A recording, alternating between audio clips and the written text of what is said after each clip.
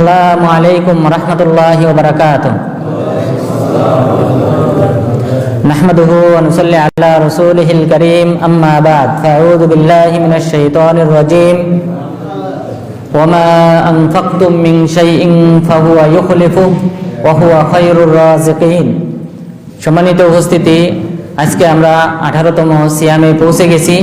তো আজকে গুরুত্বপূর্ণ একটি মাসালা নিয়ে আলোচনা করব, তা হলো রমজান মাসে দান করার গুরুত্ব এবং ফজিলত। তো রাসূল সাল্লাল্লাহু আলাইহি ওয়াসাল্লাম বলেন, ইযা মাতাল ইনসান ইনকাতা আনহু আমালুহু ইল্লা মিন সালাসা, ইল্লা মিন সাদাকাতিন জারিয়া আও ইলমিন ইনতাফাউ বিহি আও ওয়ালাদুন সালিহ ইয়াদউ লাহু। যে কোনো ব্যক্তি যদি মারা যায় তাহলে তার সকল আমল বন্ধ হয়ে যায় তিনটি আমল ব্যতীত। প্রথমটি হলো সদকায়ে জারিয়া, এমন কোনো দান করলো যেই দানটা পরবর্তীও তার প্রভাব থেকে গেল, তাহলে তার সওয়াব সে কবরেও পেতে থাকবে। এরপরে 2 নম্বরে বললেন, যদি কোনো ইলম শিক্ষা দিয়ে যায় এবং তার মাধ্যমে মানুষ যদি উপকৃত হয় তাহলে তার সওয়াবও তিনি কবরে পাবেন মারা যাওয়ার পরেও। এরপর 3 নম্বর বললেন, সৎ সন্তান যদি কোনো ব্যক্তি রেখে মারা যায় তাহলে সে যদি দোয়া করে সেই সওয়াবও তিনি কবরে পাবেন। তাহলে প্রথমে বললেন সদকা করার কথা। সুতরাং সদকা করার গুরুত্ব অপরিসীম। এখানে এই হাদিসে গুরুত্বপূর্ণ যে পয়েন্ট, যে মারা যাওয়ার পরও চলমান থাকে, এই কারণে অবশ্যই আমাদেরকে মৃত্যুর পূর্বেই আমাদেরকে দান করে যেতে হবে।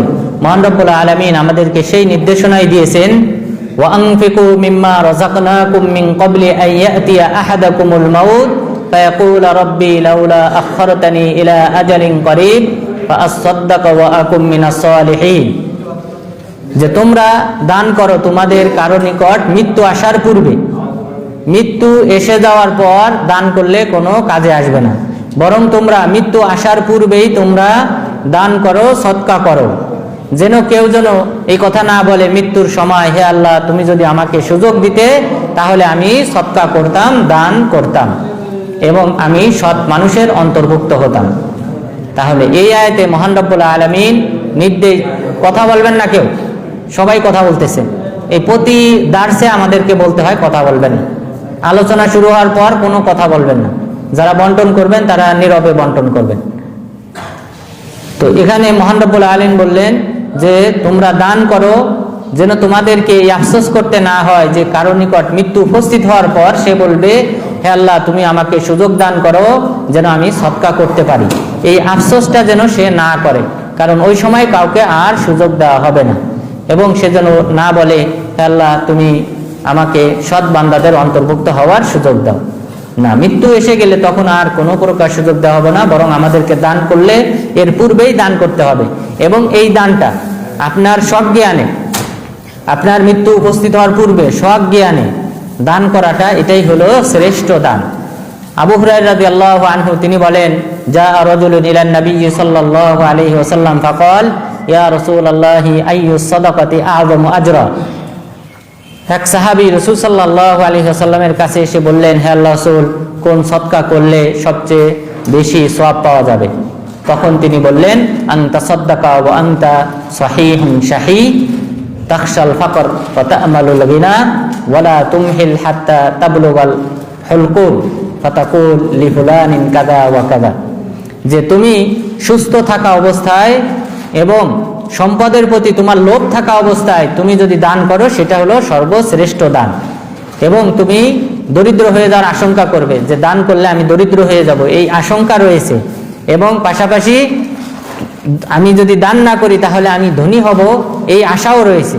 এরকম আশা এবং আশঙ্কা রেখে যদি কোনো ব্যক্তি দান করে সুস্থ অবস্থায়, তাহলে সেটাই হলো সবচেয়ে সওয়াবের দিক থেকে শ্রেষ্ঠ দান। সুতরাং আমরা অসুস্থ হয়ে গেলে তারপর যদি দান করি মুমূর্ষু অবস্থায়, তাহলে এটার চেয়ে উত্তম হলো সুস্থ থাকা অবস্থায় দান করা।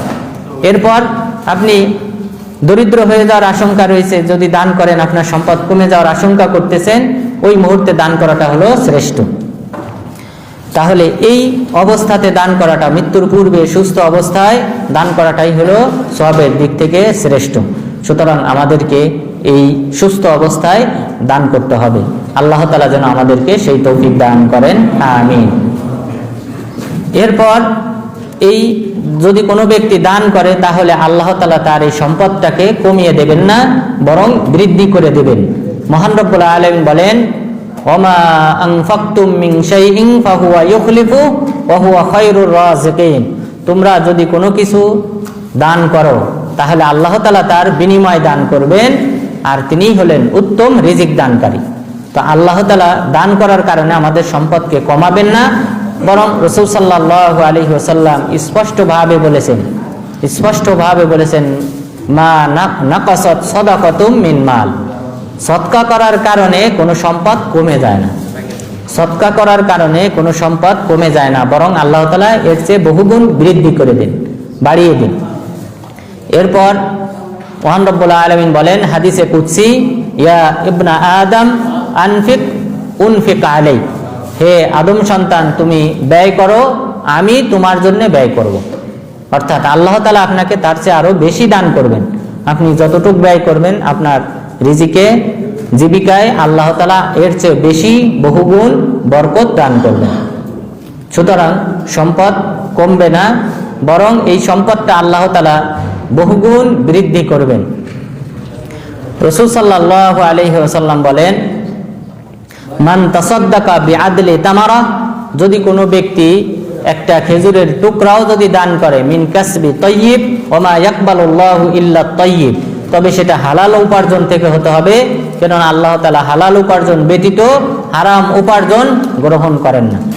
ফা ইন্নাল্লাহা ইয়াতাকাব্বালুহা বিয়ামিনিহি সুম্মা ইউরাব্বিহা লিসাহিবিহা কামা ইউরাব্বি আহাদুকুম ফুলুওয়াহু হাত্তা তাকুনা মিথলাল জাবাল। যে আল্লাহ তাআলা এই যে অর্ধেক খেজুর, এটা যদি কোনো ব্যক্তি দান করে, আল্লাহ তাআলা সেটা ডান হাতে গ্রহণ করেন এবং এটাকে বৃদ্ধি করতে থাকেন।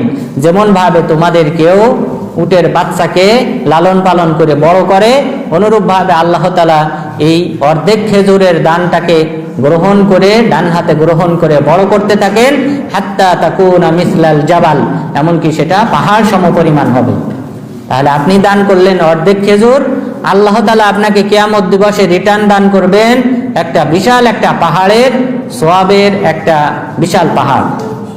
তাহলে চিন্তা করেন, বিশাল পাহাড় যদি আপনার মিজানের পাল্লায় রাখা হয় শুধুমাত্র অর্ধেক খেজুর দান করার কারণে, তাহলে আল্লাহ তাআলা এই সম্পদ বৃদ্ধি করতে থাকেন, এটাকে কখনোই কমতে দেন না, বরং আল্লাহ তাআলা এই বান্দার এই সম্পদে বরকত দান করেন। সুতরাং আমাদেরকে সদকা করতে হবে, দান করতে হবে।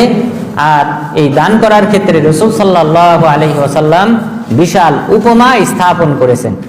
আব্দুল্লাহ ইবনে আব্বাস রাদিয়াল্লাহু আনহু তিনি বলেন, কানা নবিয়্যু সাল্লাল্লাহু আলাইহি ওয়াসাল্লাম আজওয়াদান নাস ওয়া কানা আজওয়াদা মা ইয়াকুনু ফি রমাদান হিনা ইয়ালকাহু জিবরিল ওয়া কানা আজওয়াদা মিনার রিহিল মুরসালা। রাসূল সাল্লাল্লাহু আলাইহি ওয়াসাল্লাম তিনি ছিলেন মানুষের মধ্য থেকে সবচেয়ে বেশি দানবীর, সবচেয়ে বেশি দানশীল ছিলেন রাসূল সাল্লাল্লাহু আলাইহি ওয়াসাল্লাম। আর তিনি সবচেয়ে বেশি দান করতেন রমজান মাসে, যখন জিবরিল আলাইহিস সালাম তার সাথে সাক্ষাৎ করতেন। প্রত্যেক রাতে, রমজান মাসে প্রত্যেক রাতে জিবরিল আলাইহিস সালাম আসতেন, রাসূল সাল্লাল্লাহু আলাইহি ওয়াসাল্লামকে কোরআন শিক্ষা দিতেন, কোরআনের তাফসীর শিক্ষা দিতেন। এরপর ওয়াকানা আজওয়াদা মিনার রিহিল মুরসালা, তিনি ছিলেন ঝড়ের চেয়ে বেশি বেগবান দান করার ক্ষেত্রে। তাহলে তিনি ঝড়ের বেগে দান করতেন, অর্থাৎ তার হাতে যে সম্পদ থাকতো সেটা তিনি রমজান মাসে সব বিলিয়ে দিতেন। তাহলে এই রমজান মাসে দান করার গুরুত্ব অপরিসীম, এবং রমজান মাসে যে সকল আমলের সওয়াবের পরিমাণ বাড়িয়ে দেওয়া হয় তার অন্যতম হিসেবে ধরা হয় এই সদকা করাটা। এর মধ্যে অন্যতম হলো উমরা করলে হজের সমান সওয়াব দেওয়া হয়। এরপর এই সদকা করা, যাকাত দান করা, এটার গুরুত্ব অপরিসীম। তাহলে রাসূল সাল্লাল্লাহু আলাইহি ওয়াসাল্লাম হলেন আমাদের আদর্শ মডেল। তিনি উপমা স্থাপন করেছেন, তিনি ঝড়ের চেয়েও বেশি বেগবান ছিলেন দান করার ক্ষেত্রে এই রমজান মাসে। এবং তিনি বলতেন, মা ইয়াসুরুনি আন ইয়াকুনা লি উহুদান যাহাবা ফাতাতি আলাইয়া সালিসা ওয়া ইনদি মিনহু দিনার ইল্লা দিনারুন উরসিদুহু লিদাইনিন আলাইয়া। যে আমার আশা আকাঙ্ক্ষা, যে আমার মনে পরিতৃপ্তি পায় না। যদি আমার কাছে পাহাড় সমপরিমাণ স্বর্ণ থাকে, পাহাড় সমপরিমাণ যদি স্বর্ণ থাকে, আর তৃতীয় দিন সকাল করব আর সেখান থেকে আমার কাছে একটা দিনার থাকবে, আমি সেটা পছন্দ করি না। অর্থাৎ 3 দিন হওয়ার পূর্বে এই স্বর্ণের পাহাড় সেটাও আমি মানুষের মাঝে বিলিয়ে দেব। ইল্লা দিনার উরসিদুহু লিদাইনিন আলাইয়া, তবে 2-1টা দিনার আমি রাখতে পারি আমার ঋণের কারণে। যদি কোনো ঋণ থাকে সেই ঋণ পরিশোধ করার কারণে আমি দিনার রাখতে পারি, এছাড়া বাকি অন্য কোনো দিনার আমি রাখবো না। বরং স্বর্ণের পাহাড়ও যদি হয় সেটাও আমি 3 দিন হওয়ার পূর্বেই আল্লাহর রাস্তায় বিলিয়ে দেব। সুতরাং রাসূল সাল্লাল্লাহু আলাইহি ওয়াসাল্লাম এই ক্ষেত্রে দৃষ্টান্ত স্থাপন করেছেন, আর সেই দৃষ্টান্ত, সেই উপমা ফলো করেছেন সাহাবাগণ। তারাও দান করার ক্ষেত্রে উপমা স্থাপন করেছেন। এই সম্পর্কে আবু যার আল গিফারি রাদিয়াল্লাহু আনহু তিনি বলেন, রাসূল সাল্লাল্লাহু আলাইহি ওয়াসাল্লামের কাছে একদল সাহাবী আসলেন। আসার পর তারা বললেন, যাহাবা আহলুদ দুসুরি বিল উজুর ফাইন্নাহুম ইসাল্লুন কামা নুসাল্লি ওয়া ইয়াতাসাদ্দাক ওয়া ইয়াসুমুন কামা নাসুম ওয়া ইয়াতাসাদ্দাকুনা বিফুজুলি আমওয়ালিহিম। একদল সাহাবা এসে বললেন, হে আল্লাহর রাসূল, অর্থ সম্পদশালী ব্যক্তিরা তারা তো সওয়াবের দিক থেকে বহুগুণ এগিয়ে গিয়েছে।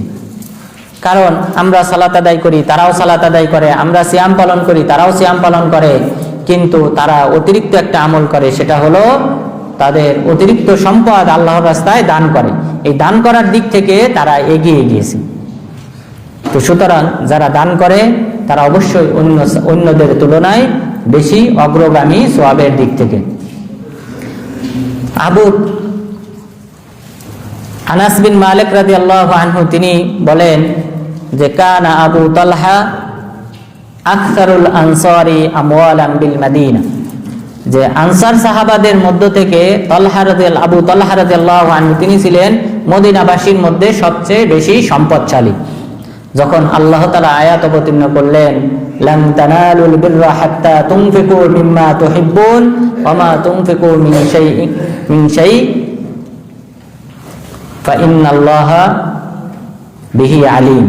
মহান রব্বুল আলামিন যখন এই আয়াত অবতীর্ণ করলেন যে লান তানালুল বিররা হাত্তা তুনফিকু মিম্মা তুহিব্বুন, তোমরা কখনোই সওয়াব অর্জন করতে পারবে না যতক্ষণ পর্যন্ত না তোমাদের প্রিয় জিনিসটা আল্লাহর রাস্তায় দান করো। এই আয়াত যখন অবতীর্ণ করলেন তখন আবু তালহা রাদিয়াল্লাহু আনহু রাসূল সাল্লাল্লাহু আলাইহি ওয়াসাল্লামের কাছে এসে বললেন, ইয়া রাসূলুল্লাহ, ইন্না আহাব্বা আমওয়ালি বাইরুহা। হে আল্লাহর রাসূল, আমার কাছে সবচেয়ে প্রিয় সম্পদ হলো বাইরুহা নামক বাগান। এই বাইরুহা বাগানটা হলো বর্তমান মসজিদে নববীর যে 22 নম্বর গেট রয়েছে, এই 22 নম্বর গেটের সামনে এখানেই ছিল। এবং 22 নম্বর গেটের সামনে ভিতরের দিকে আপনারা দেখবেন ওখানে একটা কূপের চিহ্ন দেওয়া আছে, কূপের চিহ্ন দেওয়া আছে। ওইটা কিন্তু আবু তালহা রাদিয়াল্লাহু আনহুর বাগানের কূপ, বীরু আবি তালহা এই নামে লেখা আছে কার্পেটের নিচে।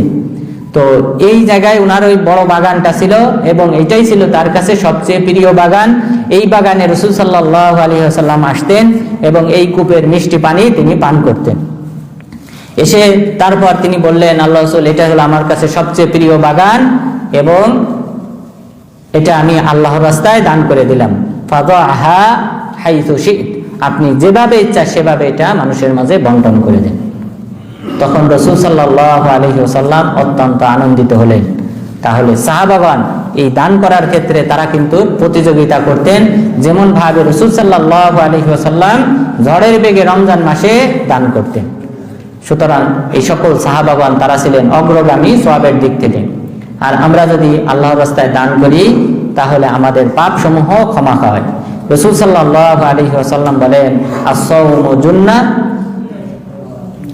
ওয়াস সাদাকাতু তুতফিউল খাতিআতা কামা ইউতফিউল মাউন নার, যে নিশ্চয়ই সিয়াম পালন করলে এটা হলো ঢাল স্বরূপ, জাহান্নাম থেকে বাধা প্রদান করবে বান্দাকে। সিয়াম পালন করলে সিয়াম পালন করার কারণে সে জাহান্নামী হবে না। আর যদি কোনো ব্যক্তি সদকা করে তাহলে এই সদকাটা বান্দার পাপকে সেভাবে মিটিয়ে দেয়, মুছে ফেলে, যেভাবে পানি আগুনকে নিভিয়ে দেয়। পানি যেভাবে আগুনকে নিভিয়ে দেয় ঠিক অনুরূপ ভাবে আমাদের পাপ সমূহ নিভে যাবে, পাপ সমূহ মুছে যাবে আল্লাহর রাস্তায় দান করার কারণে। তো আল্লাহ তাআলা যেন আমাদেরকে সবাইকে আল্লাহর রাস্তায় দান করার মাধ্যমে আল্লাহ তাআলার নৈকট্য অর্জন করার তৌফিক দান করেন।